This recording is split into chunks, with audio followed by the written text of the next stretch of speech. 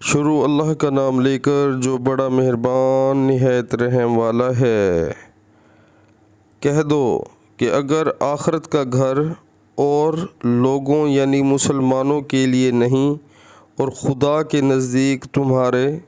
ہی لیے مخصوص ہے تو اگر سچے ہو تو موت کی آرزو تو کرو۔ سبحان اللہ۔ پیارے مسلمانوں، اللہ تعالی ہمیں روز قرآن پاک ترجمے کے ساتھ سن کر اس پر عمل کرنے کی توفیق عطا فرمائے اور روزانہ قرآن پاک کو پڑھنے کی توفیق عطا فرمائے۔ پیارے مسلمانوں، جیسے ہی اذان کا ٹائم ہو دنیا کے سارے کام چھوڑ دیں اور اللہ کے حضور جھک جائیں۔ ہمیں چاہیے کہ ہمیں پورے دن میں یا جتنی بھی اللہ تعالیٰ نے ہمیں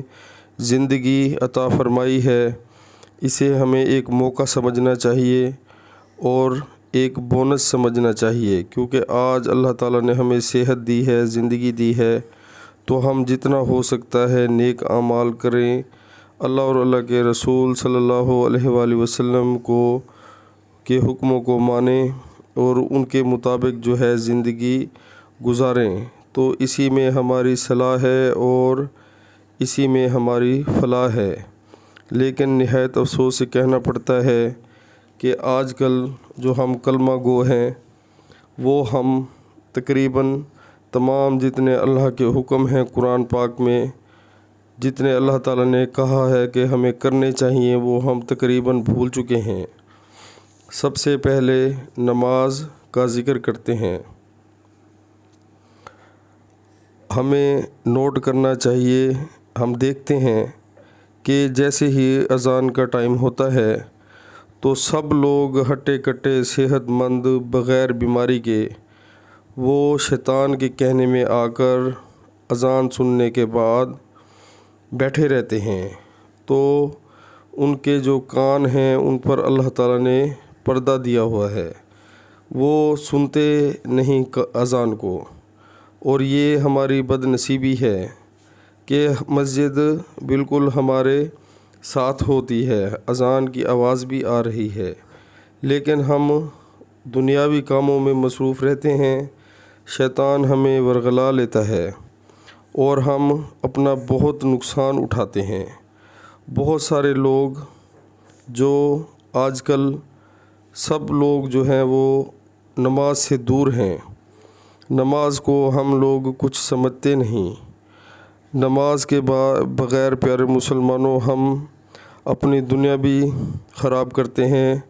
اللہ تعالیٰ کی ناراضگی مول لیتے ہیں اور آخرت بھی ہماری خراب ہوتی ہے۔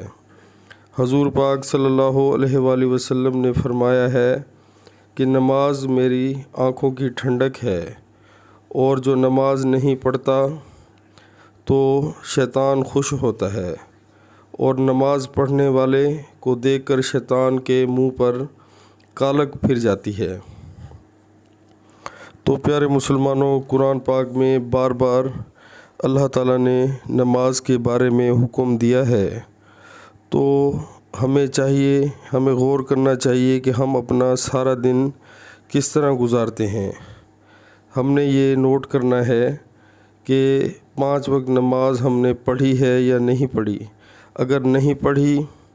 تو اگر ہم دن کے اندر لاکھوں روپے بھی کما لیتے ہیں جو کہ عارضی ہیں، تو وہ ہمارے لاکھوں روپے کسی کام کے نہیں، کیونکہ ہم نے جو اصل ہماری دولت ہے، اللہ کا حکم ہے، آنکھوں کی ٹھنڈک ہے، یعنی کہ نماز کو ہم چھوڑ دیتے ہیں، ہم نماز نہیں پڑھتے،